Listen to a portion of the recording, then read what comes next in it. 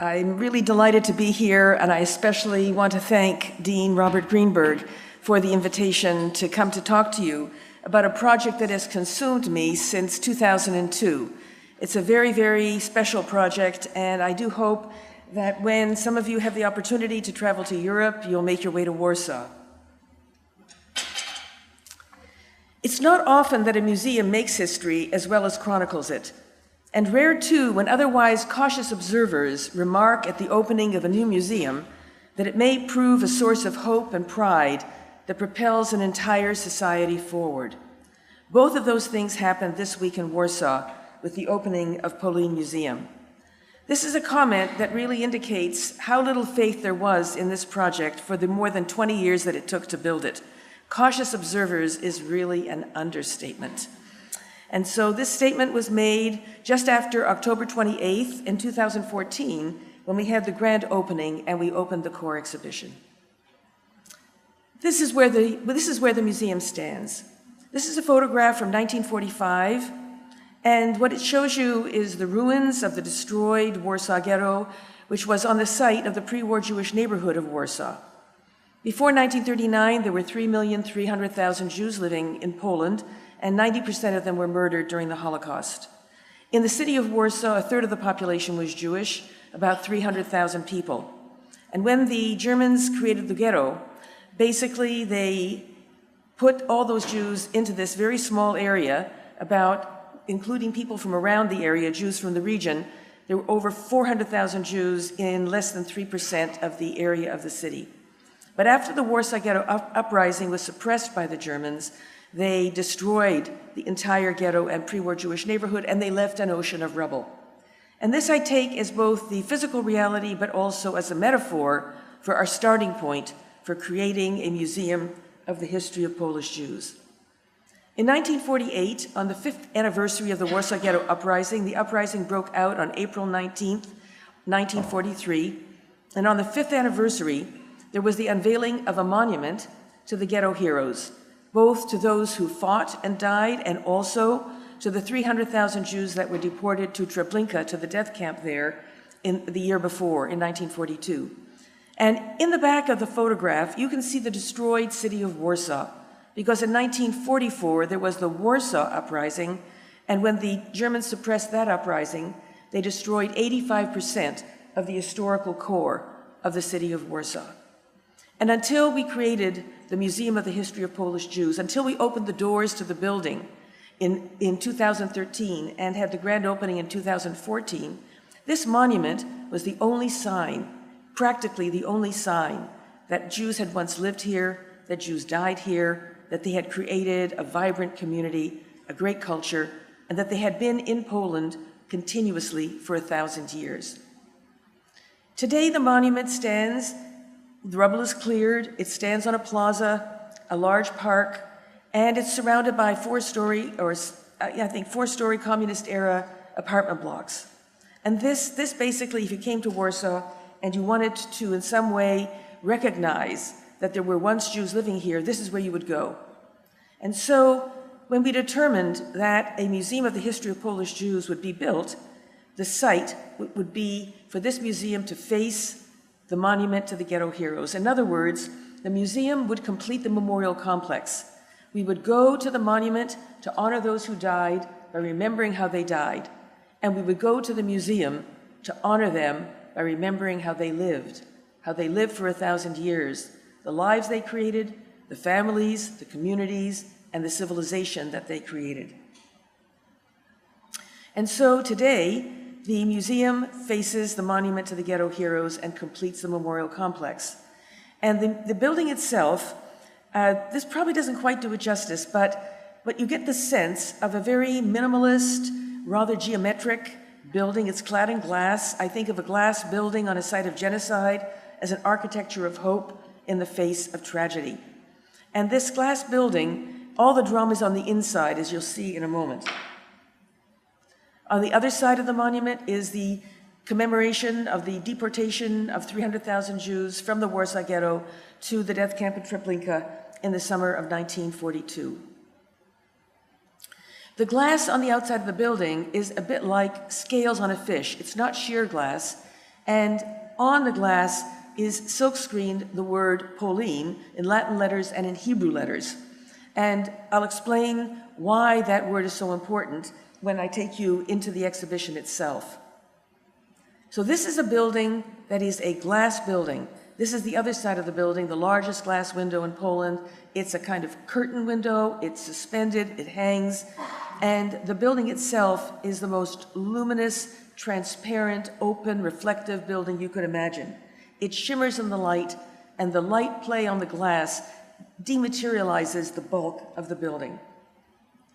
Cleverly, and I think this is one of the reasons why this architect, Rainer Maklamaki, won the architectural competition, he kept the exterior of the building quiet in a respectful relationship to the monument, and he put all the drama on the inside. And he created these beautiful organic volumes, a real feat of engineering, using a technique called shotcrete, shooting a mixture of concrete, sandstone, and quartz crystals from a hose onto netting, which is applied to an armature to be able to create these extraordinary organic forms. He was inspired for the interior by the canyons of the Judean desert. And as you can see on the right, when light comes in the late afternoon, it casts these marvelous shadows on these beautiful organic forms. Now, Rainer Maklamaki won the competition. The architectural competition was held in 2005 when the museum ceased to be a project and was actually formally founded as an institution. And he was one of more than 200 entries. There were 11 finalists. There were very famous architects among the finalists, I would say starchitects among the finalists. And among the 11 finalists were such architects as Daniel Liebeskind. But one of my favorite stories is that architects think that second prize is the best prize because you get the prize, but you don't have to build it. But I can assure you that many of the architects that actually made it into the finalists didn't feel that way. And so this is the perfect building for us because the brief to the architect was deliver a building that stands in a respectful relationship to the monument and that also sits properly in this residential area with these rather drab communist-era apartment blocks, and that provides a proper space for the exhibition, which Maklamaki did, and that is that the exhibition occupies the footprint of the building, the entire footprint of the building.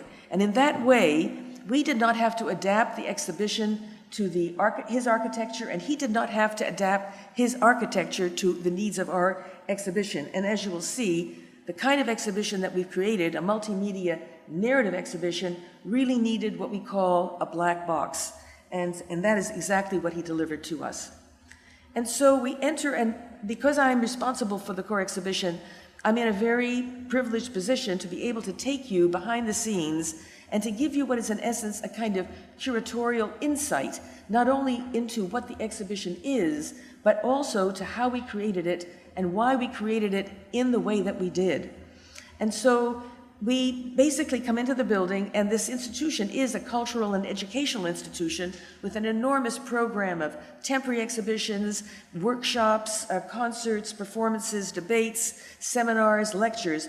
But the core exhibition is what actually defines the mission of the museum. It is what sets the agenda for all of its activities. And so we enter from the ground floor, we come down a very dramatic set of stairs, and we enter what I like to call a theater of history. I call it a theater of history because I take the rubble as our starting point. We began without an historic building, without a heritage district. We began without a collection. Our single greatest artifact was the story, the 1,000-year history of Polish Jews. And our job was to tell that story in as compelling a way that we could. And that meant that although we would show original objects, even if we had had recourse to every object and every collection in the world that relates to Polish Jews, we would not have been able to tell this story of 1,000 years only or primarily or effectively or exclusively through original objects. So we do include them and we do collect them, but we use other methods. And the methods that we use are what I would call them is scenographic, narrative, and a principle that one of our designers called narrative space, making the space do a lot of the work in the telling of the story. And I'm going to try to show you how we do that. The most important collection of artifacts is at the Jewish Historical Institute in Warsaw, but they're largely paintings, photographs, Jewish ceremonial art, memorabilia, medals, documents, letters, and they're almost entirely 19th and 20th century. And we had a 1,000-year story to tell. So while we did draw on that and other collections, as well as our own, that was not adequate to the task. Now, what kind of an institution is this? And this is very important for thinking about museums in Poland. It is the result of a unique private-public partnership for a major cultural institution in Poland. It began as an idea with a Jewish NGO in 1993, just 4 years after the fall of communism, which is really astonishing. A very, very young democracy and a small Jewish NGO established in Poland in 1951 came up with the idea. They were inspired by the opening of the United States Holocaust Memorial Museum in Washington. And one of the individuals associated with this NGO basically said, if there is a Holocaust museum in Washington, there should be a museum of the history of Polish Jews in Warsaw. And I think the thinking at the time was that the 1,000-year history of Polish Jews, the largest Jewish community in the world, in the 18th century, half the Jewish population in the world lived in the territory of the Polish-Lithuanian Commonwealth, which includes today Poland, Lithuania, Ukraine, and Belarus, and that's 750,000 Jews. That you have this large Jewish community, a center of the Jewish world, a 1,000-year history, and it had come to be defined almost exclusively in terms of the Holocaust, which was a catastrophic, cataclysmic, and all-defining event. But it could be said that this community and this history had been lost, had been lost not only to the Holocaust, it had also been lost to memory, and that we felt a moral obligation to recover this history and to transmit it to future generations. And that was the idea that was at the very, very beginning of this project. Without any money, without a collection, without a building, the association worked with a very fine design firm in London called Event Communications and developed a master plan for the exhibition. In 2005, the museum was founded, and we had the competition, and then we opened the building, and we had the grand opening, and in 2016, we won the 2 biggest prizes in Europe, the first time any museum in Poland had won these prizes, and the first time that any museum in Europe had won both of them in the same year. Now, 2018, going into 2019, we've had 3 million visitors from the opening, and we are getting about 670,000 visitors a year, which is really extraordinary. But this unique private partnership between the association, the City of Warsaw, a local authority, and the Ministry of Culture and National Heritage, I think is a real key to the success of the museum and to its relative independence, because it was a private initiative and the private partner is there, in a sense, to hold the other partners accountable so that the government itself cannot have a free hand in determining what this museum is. And today, more than ever, that has become extremely important.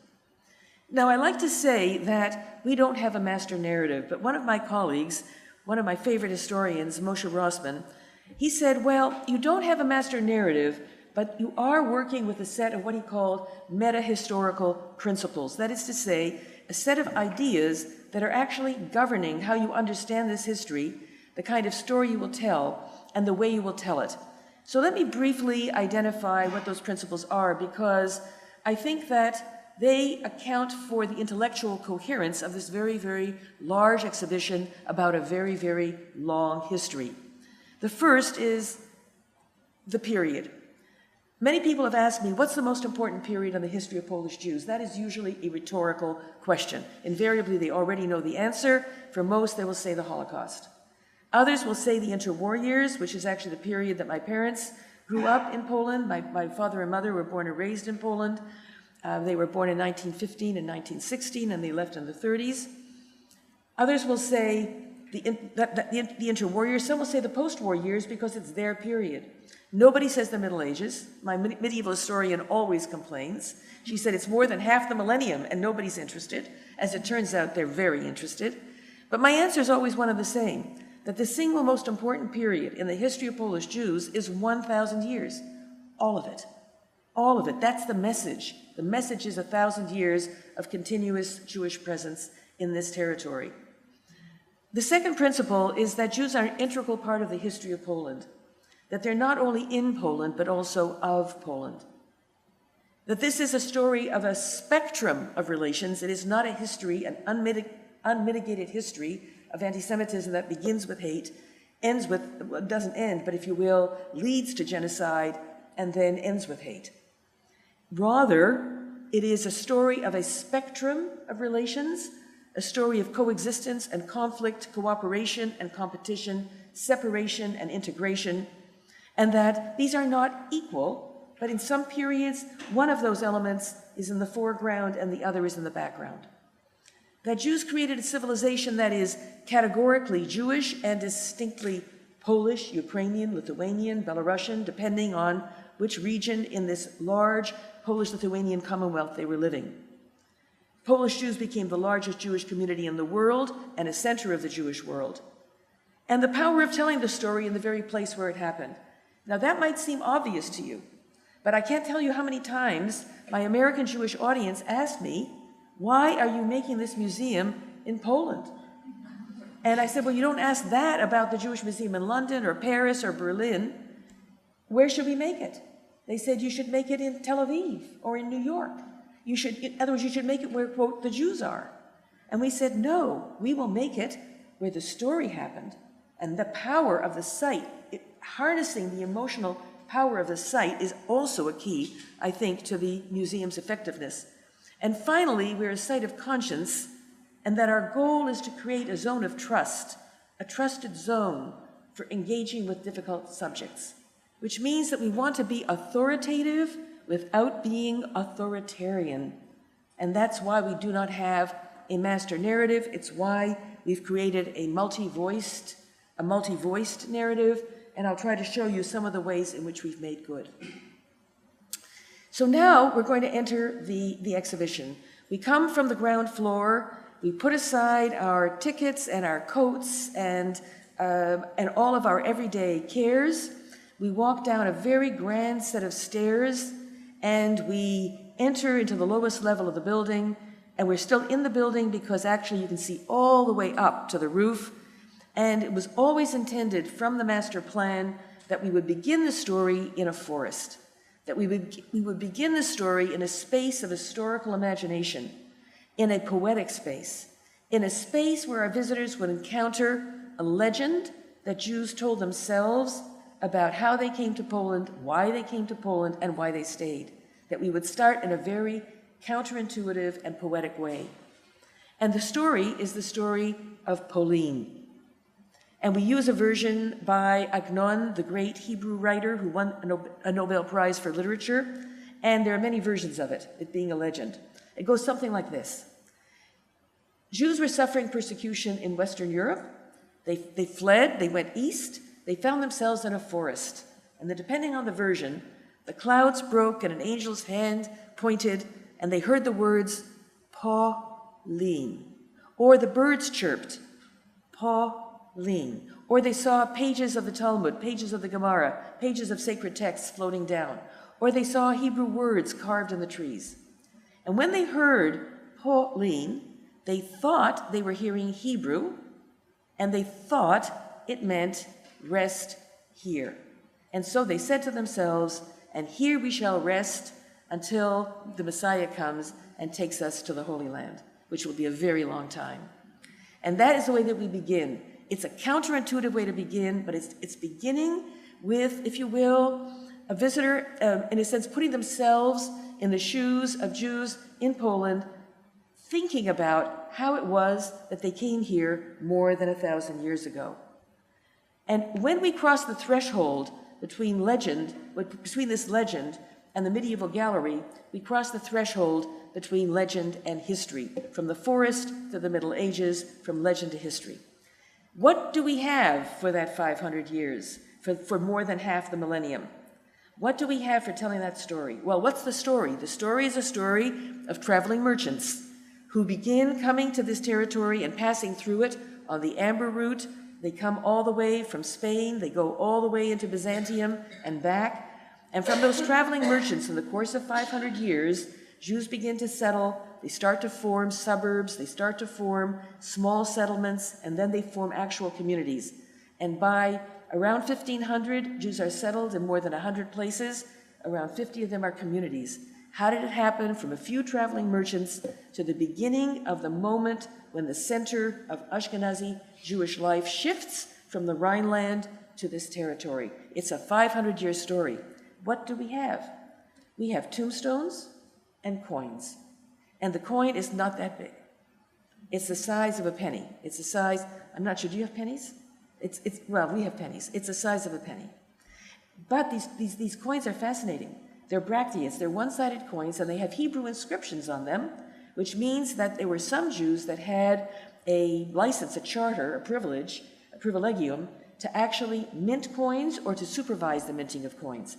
And tombstones. This is the earliest Jewish tombstone in the territory, 1203 from Wrocław. You cannot tell a 1,000-year story on the basis of tombstones and coins. So what did we do? We went to our sources. We pulled stories about the Wild East, Jews who were living in this wild new territory. We looked at rabbinical correspondence, travel accounts, chronicles, legal documents. We took medieval illuminated manuscripts from the Rhineland, Jewish ones, and also Polish ones from the territory. We went to Poland's most favorite, most beloved comic book artists, and we said to them, we want you to illustrate our stories. And they did so in the style of each of the centuries, from the 10th century all the way to 1500.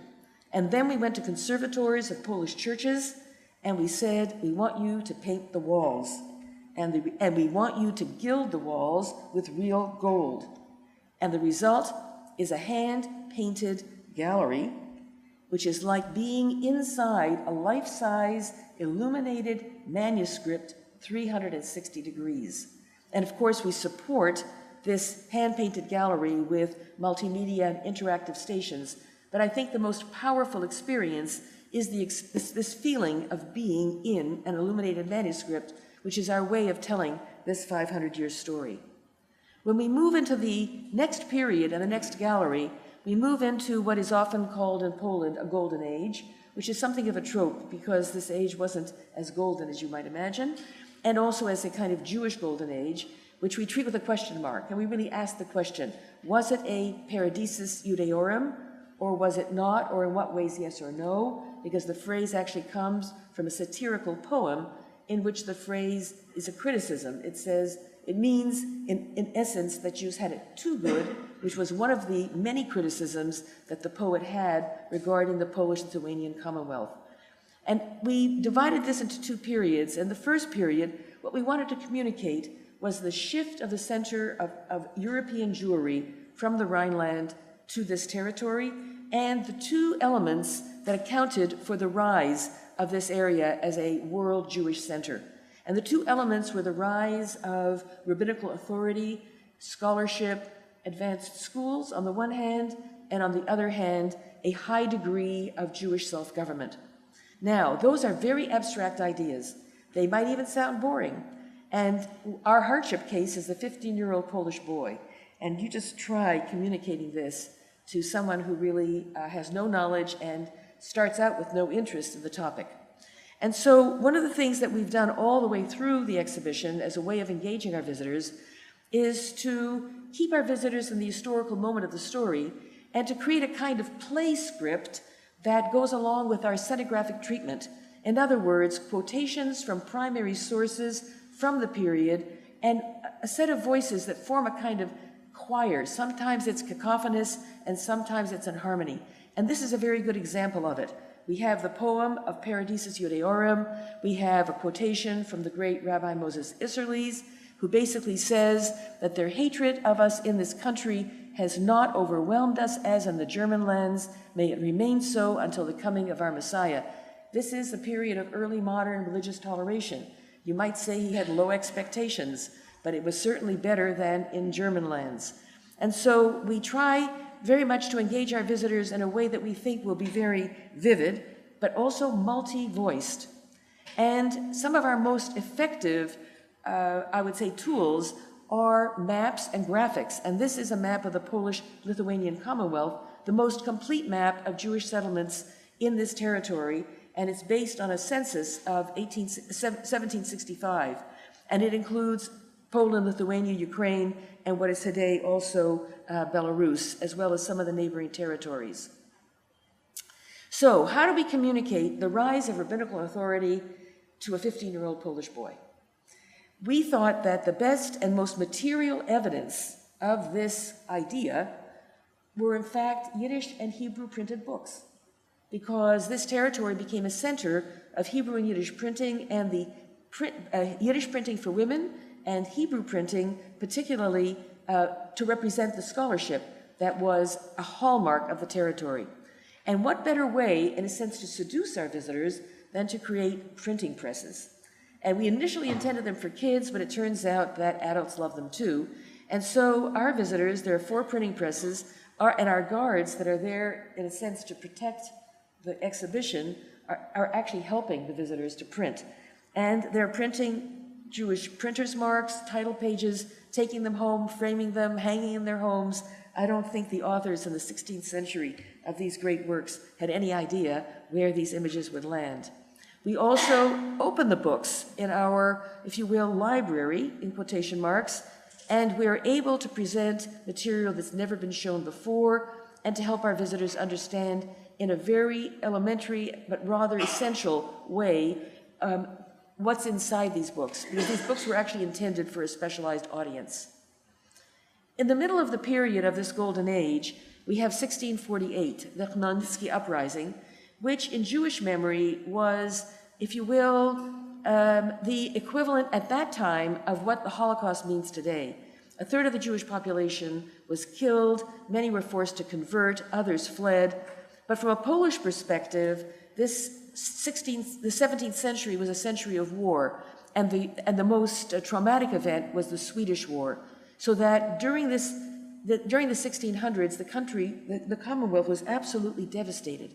But by the end of the period, the Commonwealth had begun to rebound. And the nobility, especially the nobility, invited Jews to come back to their towns and help them to rebuild the town and to rebuild the economy of the town. And so what we do, having this caesura of this century of war, is we now come away from that big sort of picture of civilization, and we zoom in on everyday life in the most characteristic form of Jewish settlement in this territory. And that is what we call the Jewish town. We call it the Jewish town because these towns were basically Jews were urban. They settled in towns and cities, and wherever they settled, they formed a significant percentage of the population. In my father's town of Opatów in south-central Poland in the 1930s, there were 10,000 people, 6,500 were Jews. In the city of Białystok, during the interwar years, depending on the period, there were between 50 and 70% Jews. If you could imagine Auckland as 50, 60, 70% of the population Jewish, it gives you a little bit of an orientation. Warsaw, a third of the population, Krakow, a quarter, Lodz, a third. So these towns developed a very special character because of the concentrated Jewish presence in them, but also Jews, because they had a critical mass, were able to develop a very distinctive way of life. And so we've organized the Jewish town and the zoom in on everyday life around 2 poles, the marketplace and the synagogue. And all around the marketplace, we present daily life. In the tavern, because in this period Jews had almost a monopoly on the brewing and the distillation and the distribution and sale of alcohol. Women's lives and women's piety.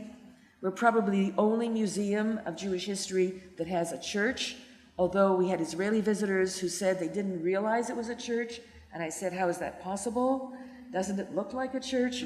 And then a Polish colleague of mine said, but Barbara, there's no cross. And I said to him, but I can't go that far.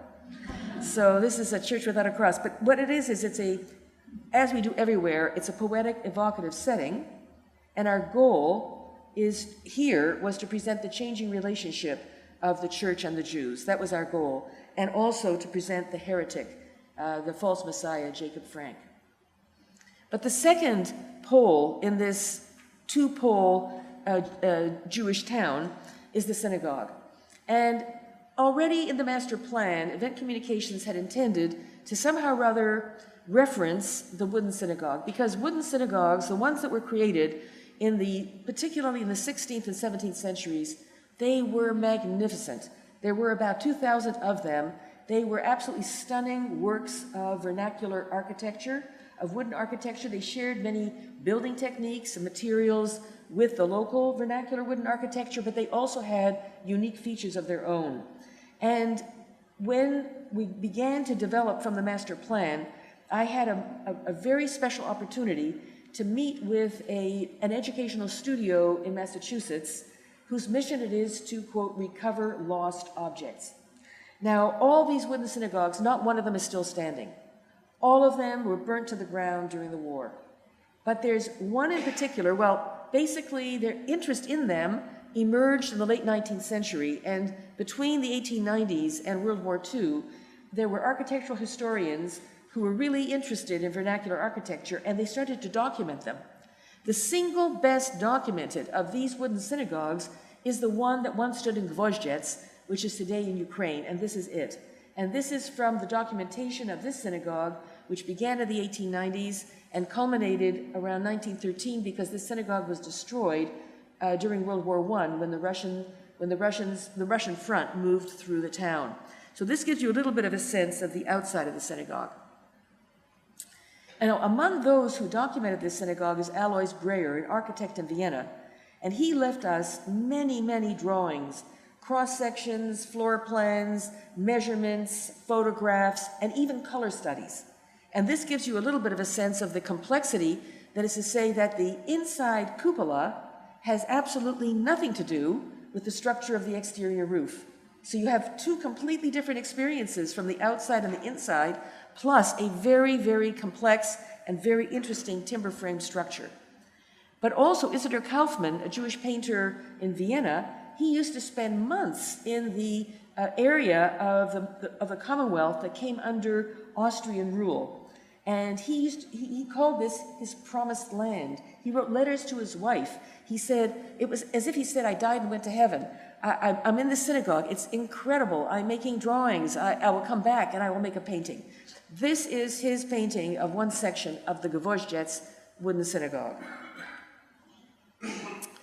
So, working with Hans House Studio, whose mission it is to recover lost objects, we decided to do what they do, and that is to recover the knowledge of how to make a wooden synagogue by making it using traditional tools, materials, and techniques. In other words, we can never recover the original object in the sense of the original materials, but we can recover its intangible heritage.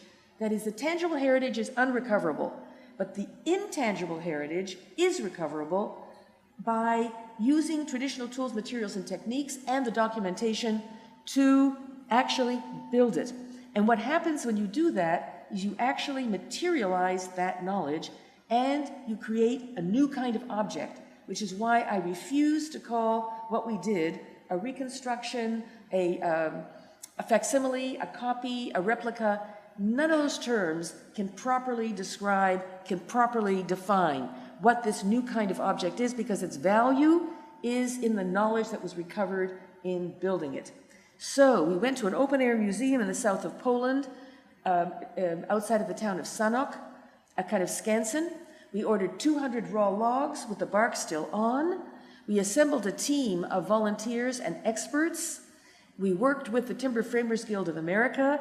These timber framers are crazy about timber framing. They will go anywhere to timber frame, and they work with traditional tools. They brought their adzes, their axes, their lathes, they brought their pit saws.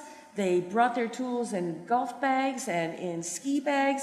They brought them on the plane, and it was, well, Lord of the Rings. This is a pit saw. And they also, which was wonderful, is they worked with students who had never, ever held a hammer or a screwdriver. In 3 two-week workshops, we assembled all the timber framing for the timber frame roof. I had originally wanted the whole synagogue. It's not that big, and the town of Gwoździec had maybe a Jewish population of maybe 1,500 people, a tiny population, not a very big synagogue, more or less of a square, but my director said it was too much, so I had to settle for 85% scale, the painted ceiling, and also the timber framed roof. And that was already that was already a lot. And then at the end of the summer, we pulled the wooden pegs out because the whole thing is assembled with wooden pegs, and we numbered the parts, we put them under a tarpaulin. They stayed there for 2 seasons until we were ready to bring all the parts in an enormous, huge truck, these enormous timbers, to Warsaw, and then to gently actually lower them into the exhibition level. We reassembled the parts. This is a 25-ton structure, and we hoisted it, and we suspended it from cables. Fortunately, we had the idea to do this early enough that the architect was able to create an opening in the gallery so that this beautiful timber frame structure comes up into the main space, and when you're on the main floor, you're able to actually see down into the inside of the roof, and you can see its structure. We then conducted a series of 8 painting workshops to create the painted interior ceiling. And each segment of the ceiling was completed in a workshop with about 20 students and experts, volunteers, in an existing masonry synagogue somewhere in Poland, but all over the country, in Sena, in Warsaw, in Wrocław, in Rzeszów, in Szczebrzeszyn, in Kazimierz Dolny, in big towns, small towns, big cities. And we assembled those painted ceiling panels, and we mounted them inside, and this is the result. 85% scale is the ceiling and the timber frame roof.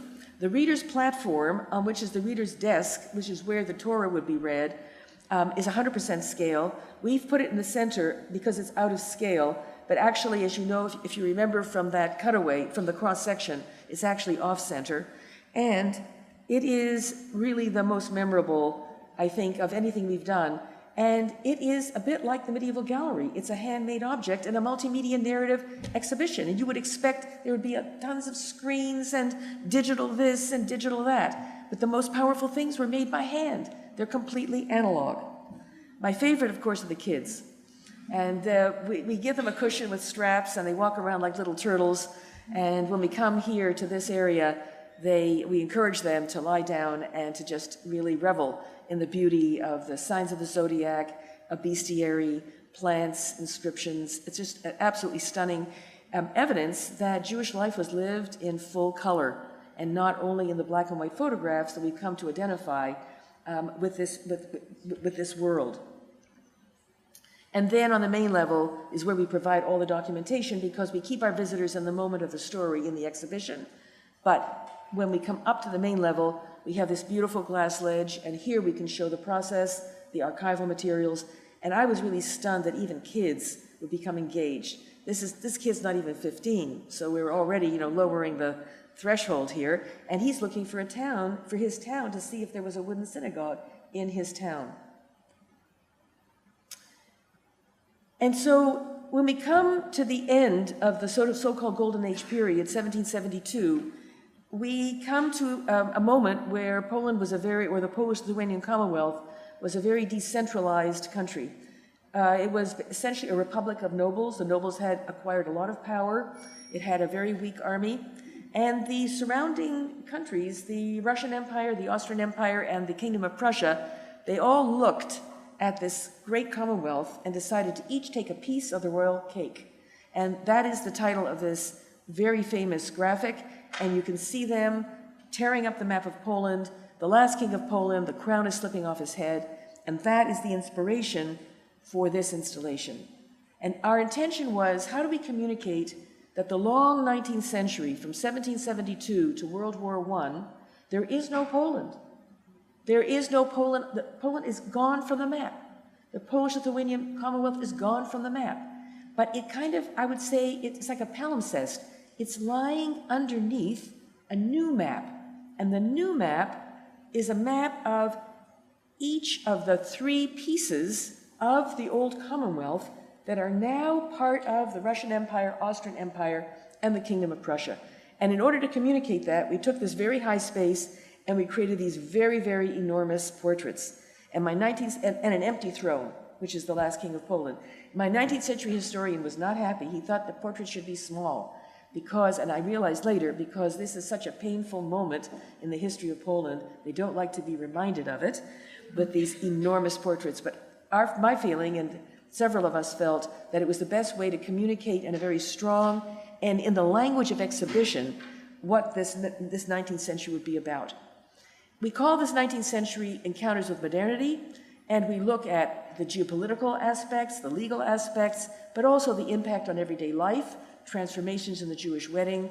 We also look at new forms of, if you will, collective or communal response, including what I thought was the hardest thing to show of all, which is the modern yeshiva, which is an advanced seminary, basically, for young men, and having no material to work with, and historians that demanded it be included, and I'm worrying about the 15-year-old Polish boy, we finally determined that the only solution would be an animation. Because there were no objects, no photographs, no paintings, but there were memoirs, and these memoirs had descriptions in them that were so vivid that they made it possible for us to create a painted animation 24 hours in the yeshiva of Volozhin in 4 minutes, 45 seconds, from dusk to dusk. And what we did was, we actually painted live actors. There are only about 6 of them. If you look carefully, you'll see them many times. We actually brought a rabbi from New York, and we basically filmed them in a green room, and then we made the scenography in the studio. We put it together. When the film was done, we actually projected the film on canvas, and we refilmed it so that you could see the weave of the canvas, and you had the feeling you were looking at a 19th century painting. Because what we didn't want was a kind of Disney animation. We wanted something in the character and the feel of the period, and in fact we used 19th century paintings that had some aspect of the yeshiva in them as an inspiration.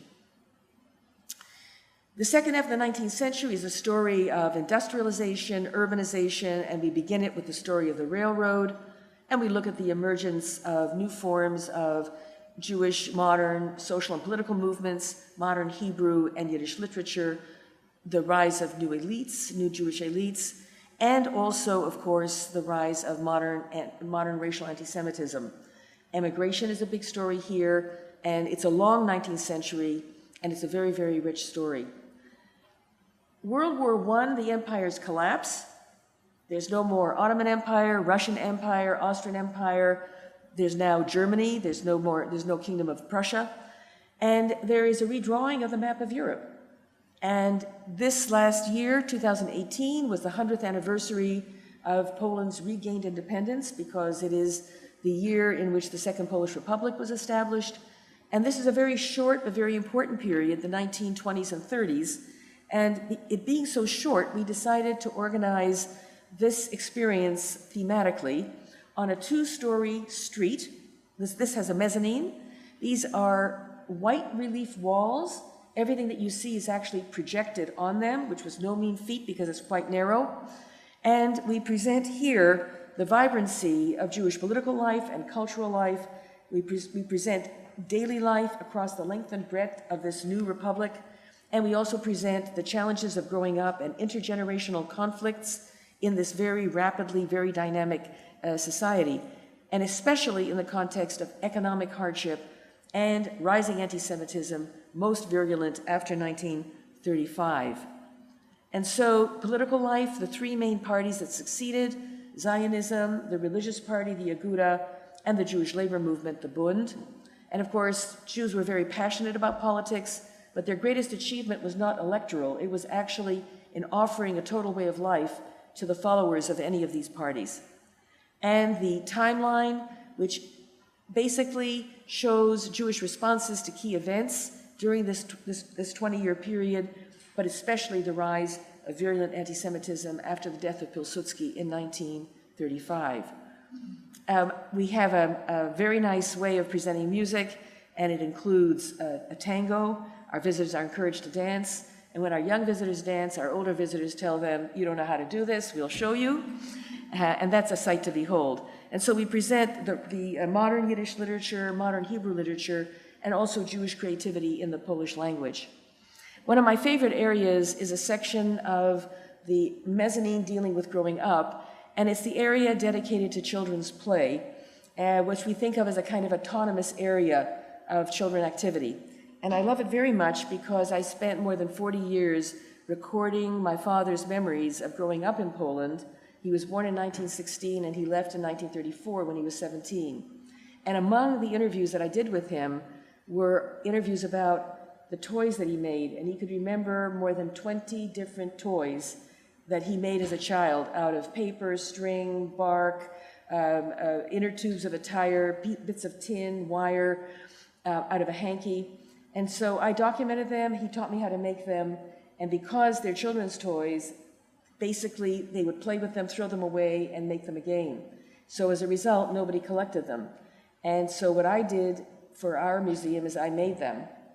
And we made a special table that has chairs and drawers with materials, and we're now teaching our visitors how to make the toys that Jewish kids made for themselves and played with when they were kids. And that's my father in the middle with his, what's called a bark horn, I think. Basically, it's willow bark that forms a kind of trumpet.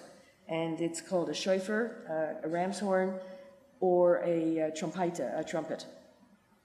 Everyday life across the length and breadth of Poland. And then, as we walk down the street, we look all the way down, and we see people looking up. We don't see the Holocaust. And it's been a feature all the way through the exhibition to always keep our visitors in the historical present, in the moment of the story, to ask our visitors to bracket what they know happened later, and not to view the 1,000-year history of Polish Jews through the lens of the Holocaust, and not to start in the medieval period and foreshadow what's going to happen next. And this is especially difficult in the period before the Holocaust, because in so many treatments of the interwar years, in fact, even the term interwar years is a reference to the past and an anticipation of the future. And so, because essentially, in Poland, people did not expect Germany to invade. Up till around 2 months before the invasion, people were on vacation. September 1st, when the war broke out, when the Germans invaded, people were being called back from their holidays at the seaside. And so a book, for example, Celia Heller wrote a book called On the Edge of Destruction. But Jews in this period never felt they were on the edge of destruction. There were hardships, there was anti-Semitism, they had economic struggles, but they were never on the edge of genocide. No one anticipated it. And so it was very important for us all the way through the exhibition that the future is only slightly ahead. The horizon forward is very shallow. But as you walk through this 900-year story, the past deepens and deepens and deepens, but the future is never very far ahead. And we wanted our visitors to experience the 1920s and 30s in their own right, without waiting for the Holocaust to arrive. So when you look down the street, you don't see the Holocaust, you see people looking up. But only when you turn the corner do you see who's looking up and what they're looking up at. And what you see is the American ambassador and his staff standing outside the American embassy, getting ready to evacuate in the first week of the invasion. And what they're looking up at are bombs falling on Warsaw. And that's how we begin the Holocaust Gallery. In other words, the rise of Hitler, Kristallnacht, the Anschluss, all of those events of the 1930s are for us part of the history of the 1920s and 30s. They're part of the history of the preceding gallery. And our interest is in presenting them as they were reported in the Polish news, as that news came to Poland, and as people in Poland came to know what was going on in the rest of Europe, which is a very different approach from taking a straight historical approach and simply conveying what happened. And similarly, when it comes to the gallery dealing with the Holocaust, the story that we tell exclusively within the borders of occupied Poland, because always our story is within the geographical borders of Poland at the time of the period of the story. And so it begins September 1st, 1939, with the German invasion, and it will end with what we call the point of no return, which I'll explain in just a moment. So we have the first week, we have the first month, the siege, and then we have, if you will, the beginning of the process of separation, isolation. And so the mode of narration that we've been using all through the exhibition becomes especially important here. And that is to stay in the historical present without foreshadowing or backshadowing, to narrate in the first person, so you have these multiple voices. Those first-person voices can say things that we could never say, and they can say them in a way we would never be able to say them. We work from primary sources and support them with commentary. We use multiple voices. There's no narrative closure. And we use the principle of image ethics and what we call the intimacy of violence. So as we move into what we would call the Holocaust proper, the war against the Jews, we begin with the process of separation and isolation, and what we think of as atrocity photographs we present in their original size, small format. But graphically, using outline, we actually show the violence. And the idea is that the humiliation, cutting off half of a religious Jew's beard, is already a very humiliating act. To have a German laughing standing beside him and another German photographing him is the second act of humiliation. In fact, simply Germans taking photographs of their Jewish victims, the simple act of taking the photograph was considered humiliating. And we want to avoid a third humiliation by creating enlargements, blow-ups, and using the sensationalism of these atrocity photographs to somehow rather shock or move or encourage deep feeling in our visitors. We think that we can achieve our objectives in other ways, in ways that are what we would think of as more ethical, and that the intimacy comes from having to come close to a small image to actually see it. The other thing we want our visitors to understand is that most of the photographs they will see are German propaganda photographs. They're not simply windows on a reality.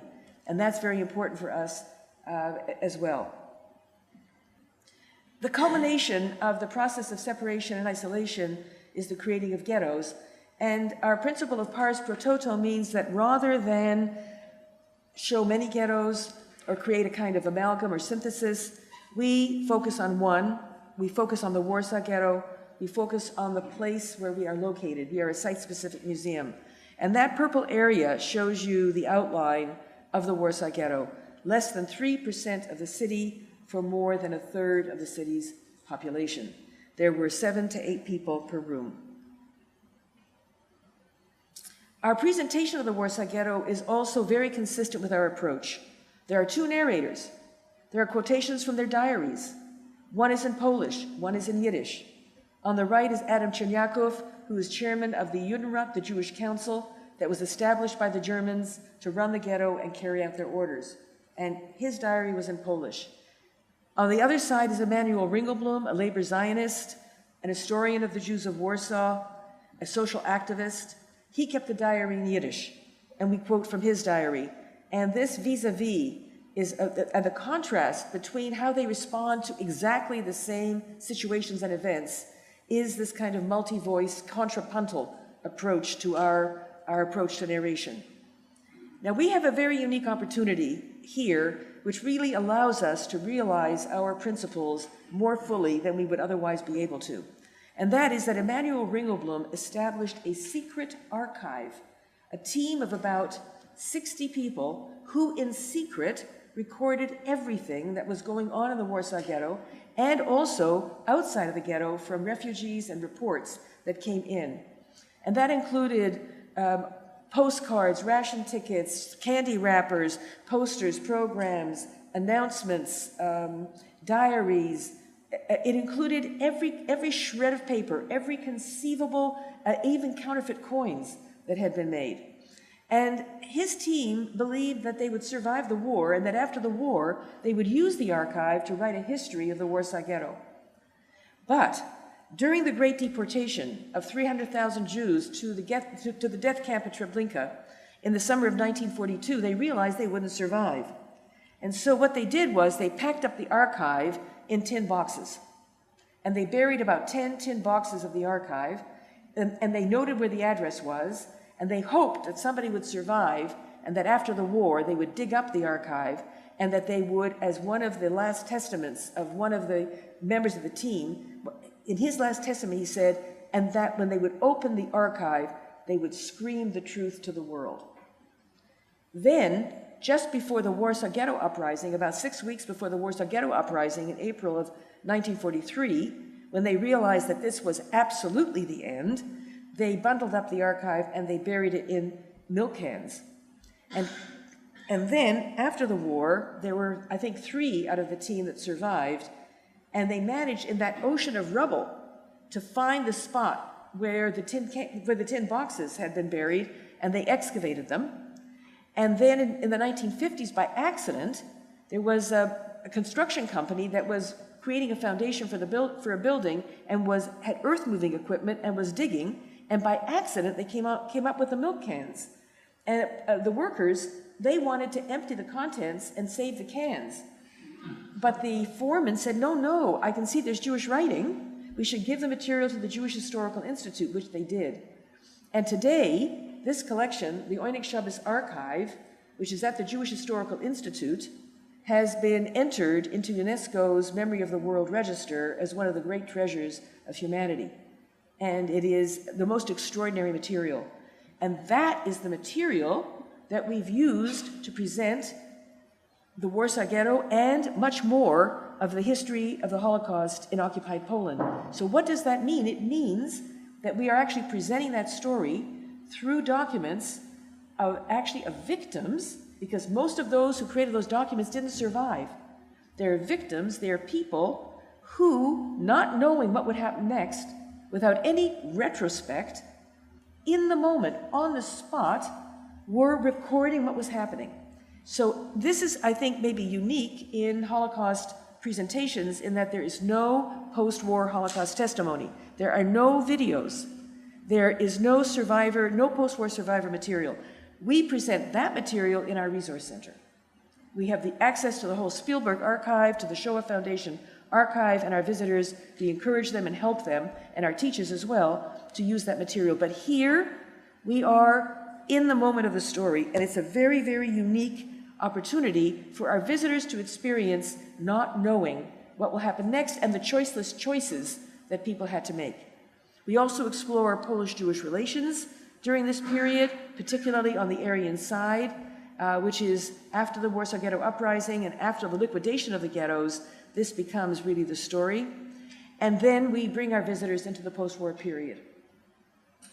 We actually end the Holocaust Gallery with Auschwitz and with the gas chambers and the crematoria and with the scrolls, the Sonderkommando, those special units of Jews who were forced to remove the bodies from the gas chambers, take them to the crematoria, remove the ashes and the bones from the crematoria.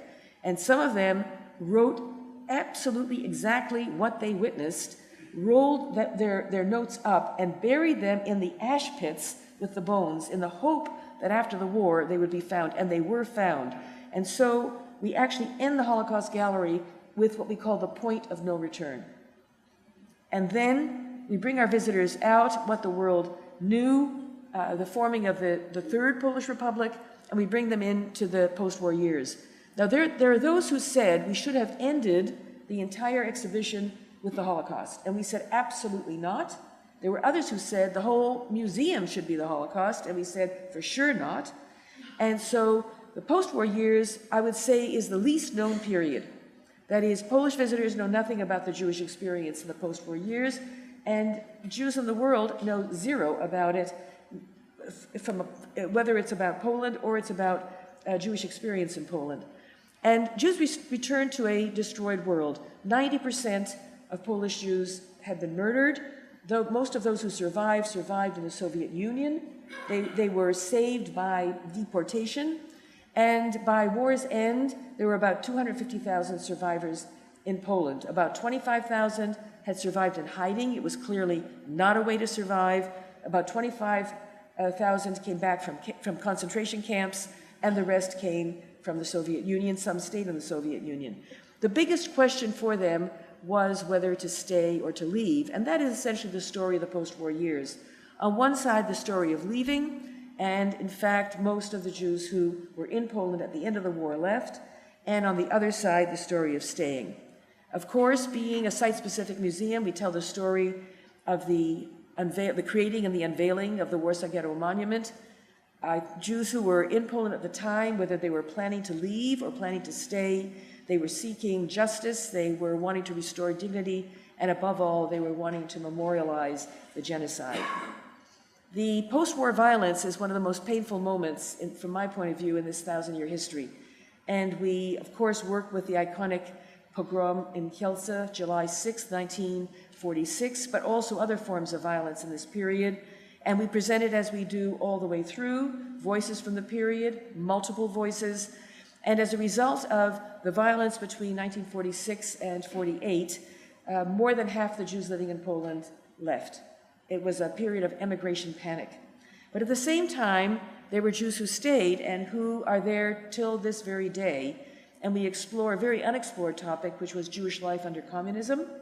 I don't know if any of you can guess, where was the largest center of Yiddish publishing after World War II? Any guesses? New York? Where?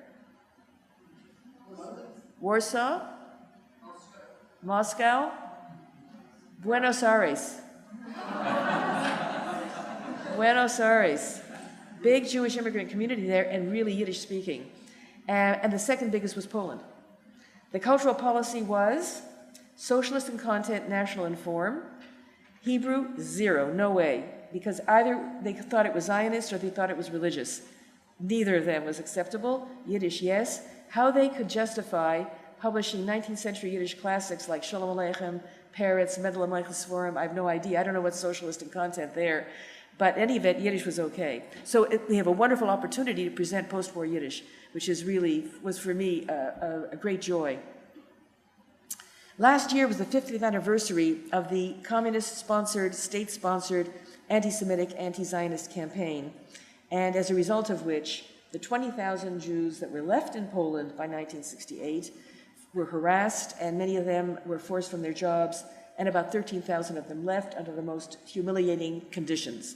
They left on one-way travel documents, they had to give up their passports, they had to give up their Polish citizenship, and these were the people who had stayed, who didn't want to leave, who identified with Polish language and culture, who had friends, who had family. And this is a very, very, very painful event. And from 1968 to 1989, there was the feeling, an incredible feeling of a kind of double absence. An absence created first by the Holocaust and then by the events of March 1968. And it was the feeling that the story was completely over, that it had simply ended. And miraculously, there were young individuals who, for the first time, understood themselves as Jewish as a result of this campaign.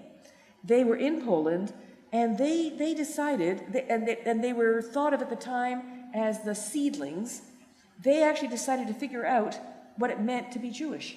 I call them Jews from scratch, because they literally had to invent it. They couldn't go to their communist parents, they couldn't go to grandparents if they had any, and they had to literally invent themselves, and they became, if you will, the engine for the Jewish renewal, which nobody expected would happen.